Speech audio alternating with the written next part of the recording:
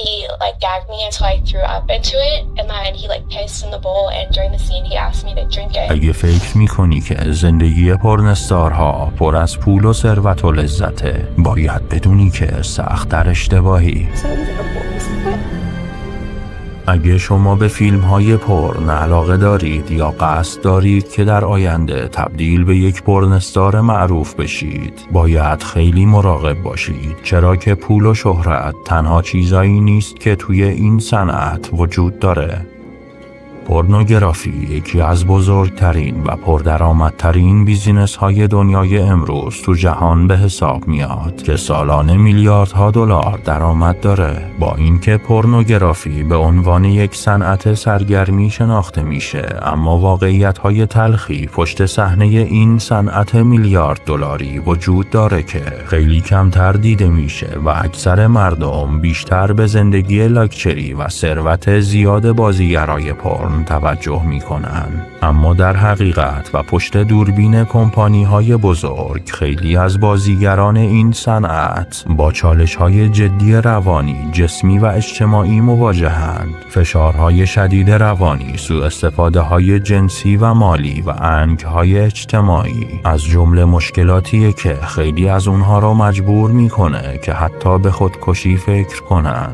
در حالی که زندگی در صنعت پورن از بیرون خیلی پرزرق و برق به نظر میرسه، اما رازهای دردناکی تو زندگی اونها وجود داره که کمتر بهش توجه میشه. با ما تا آخر این ویدیو همراه باشید تا به بررسی رازهای دردناک زندگی پورنستارها بپردازیم.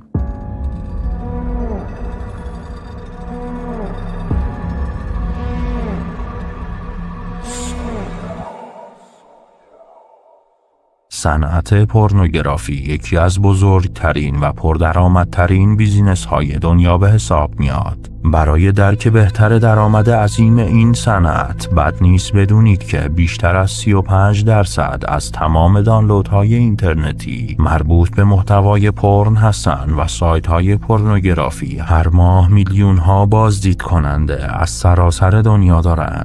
جالبه که بدونید فقط یکی از معروفترین سایت‌های این حوزه توی سال 2022 حدود 42 میلیارد بازدید داشته. اما با این حال خیلی از بازیگرای این حوزه با مشکلات روحی و جسمی دست و پنجه نرم میکنن. توی این صنعت خیلی از پورنستارها با انواع و اقسام سوء استفاده های جنسی و مالی روبرو میشن. قراردادهایی که بسته میشه خیلی وقتها به نفع اونا نیست و بیشترین سود به سرمایه گذارا میرسه. کمپانی ها فشار زیادی به بازیگرا میارن تا همیشه در دسترس باشن. اونا حتی وقتی حسی برای کار نداشته باشن مجبورن که جلوی دوربین برن و هر کاری که کارگردان از اونها میخواد انجام بدن. اما ماجرا به همین جا ختم نمیشه. خیلی از کسایی که توی این صنعت فعالیت میکنن بعد از مدتی دچار افسردگی و مشکلات روانی شدیدی میشن. خیلی از پورنستارها میگن که با وجود شهرت و پول هیچ وقت احساس خوشحالی نکردن. حتی بدتر بعضی ها میگن از خودشون متنفر شدن و حس میکنن دیگه ارزش و احترام خودشون را از دست دادن. I've lost my whole family and it sucks. So a lot of times when people ask me if they should do porn, I tell them no. I tell them that it makes life really hard. It makes dating really hard. It makes your family life really hard. It makes intimacy hard. اکثر افرادی که وارد دنیای پورن میشن با وعده زندگی لاکچری پرزرق و برق به دام میفتن و فکر میکنن وقتی با این کمپانی ها کار میکنن سلامتیشون قطعاً تضمین میشه و جای هیچ نگرانی نیست. Well, after about 30 movies, I got burned and I caught 2 sexually transmitted diseases and I was devastated. I tried to commit suicide because I don't want to live anymore. موضوع مهم دیگه‌ای که کمتر بهش پرداخته میشه انگ و قضاوتیه که این افراد از طرف جامعه با اون مواجه هستن. وقتی مردم میفهمن یک نفر توی این صنعت کار میکنه، دیدگاهشون به طور کلی تغییر میکنه و حتی اگر اون فرد بخواد که از این کار دست بکشه و یک زندگی عادی رو شروع کنه، انگار هیچ وقت نمیتونه از گذشته‌اش فرار کنه.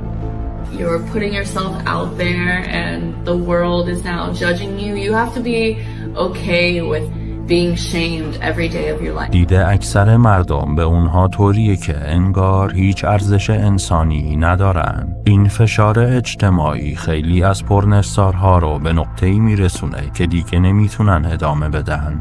یکی از دردناکترین بخش‌های زندگی پرنستارها اینه که درصد بالایی از اونها دچار افسردگی‌های شدید میشن و خیلی هاشون دست به خودکشی میزنن. این موضوع به شدت گسترده است و قطعاً باید بهش توجه بیشتری بشه.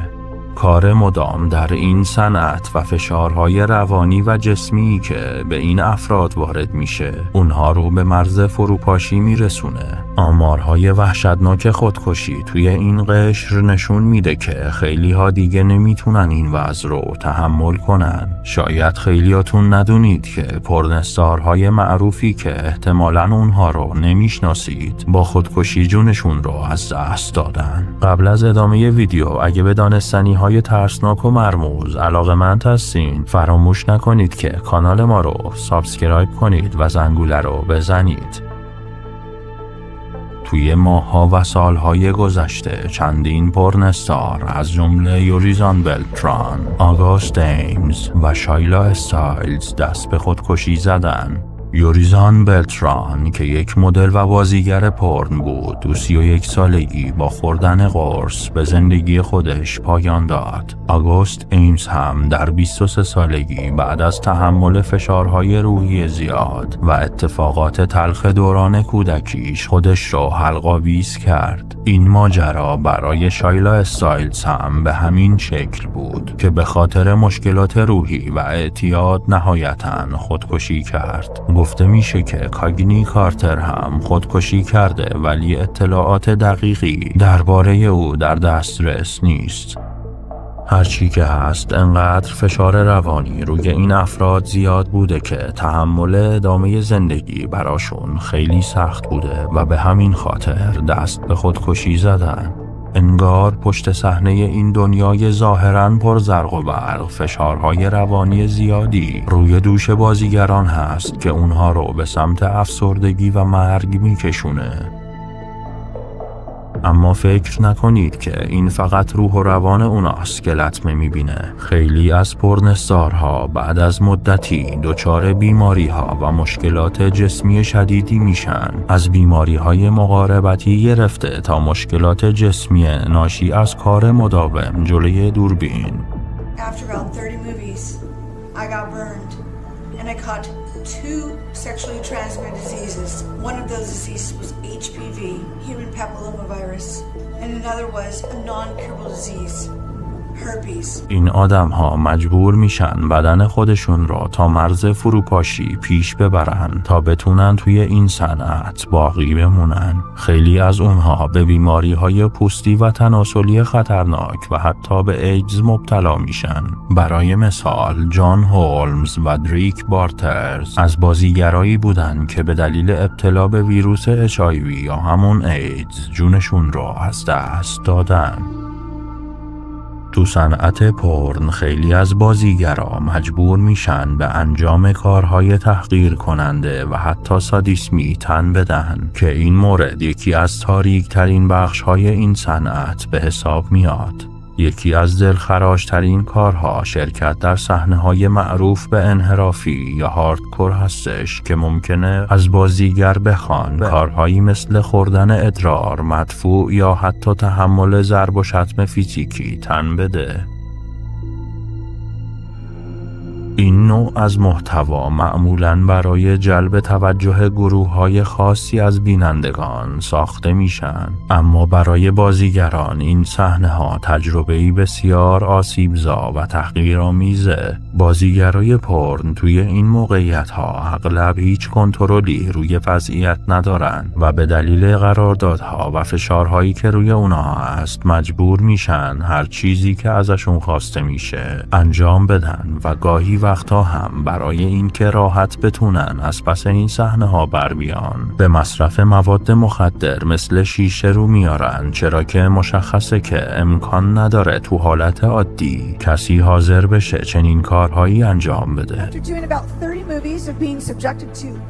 Violence, sex trafficking, drugs and alcohol. Oh yeah, we snorted meth on the set.